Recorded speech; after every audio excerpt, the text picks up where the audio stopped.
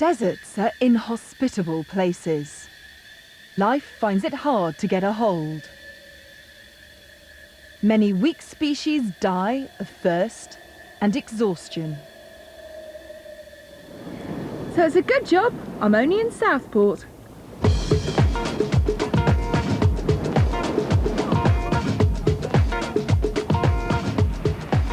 When most people go to the beach, the first thing they head for is the sun, the sand and the sea.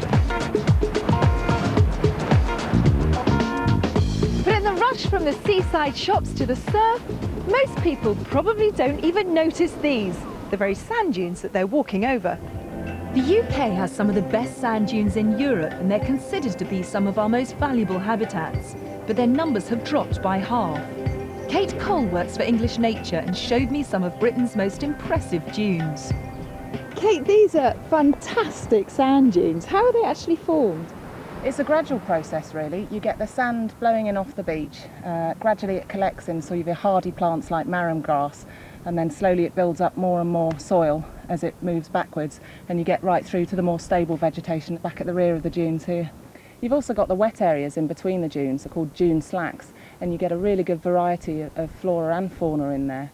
You've got plants like yellow bartzia, seaside century, roundleaf wintergreen, but you've also got animals like the natterjack toad. Which is extremely rare. That's right. I mean, certainly in Britain, about 75% of the places where you used to find natterjack toads have now gone. The dunes along the northwest coast face many pressures. 2 neighbouring projects have been set up to combat very different problems to restore the sand dunes to their former glory. The first project is being run by English Nature here at Ainsdale Beach, where the problem is too many trees. The second project is further up the beach and run by the council, who have to deal with this: too many cars. Much of the dune area at the English Nature Reserve has conifer trees growing on it. Planted in the 20s and 30s, some are now being cut down as part of the restoration. Rob, you can clearly see a difference between this area and that area where the trees have been cut down, but what are the problems that pine forest causes? There are 2 effects. With the pine trees here, they cast a dense shade, which effectively excludes most plants from being able to grow underneath them. And I guess that's all year round. That's right.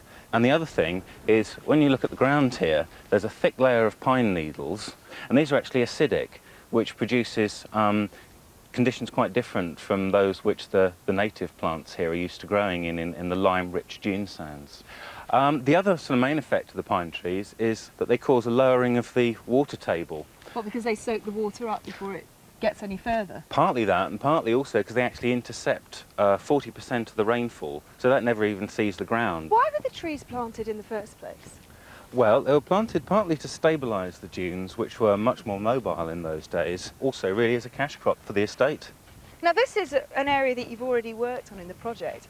What have you done? Obviously chopped the trees down. Well, that was the first stage, and that really is only the first stage.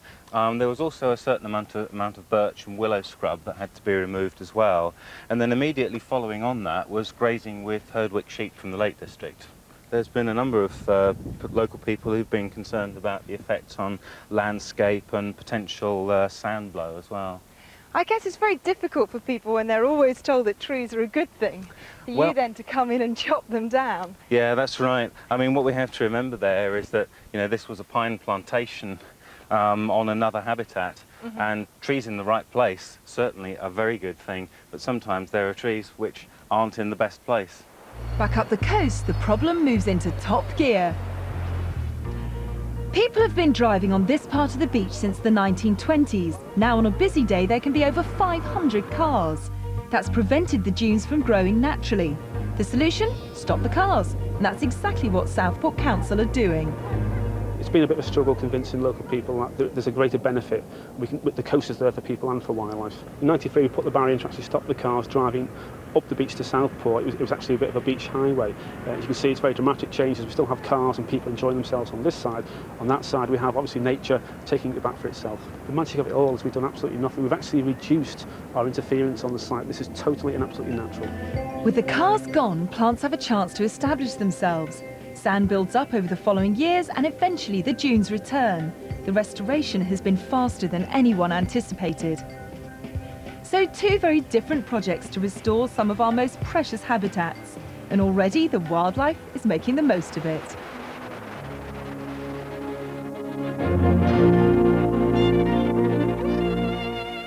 And after the last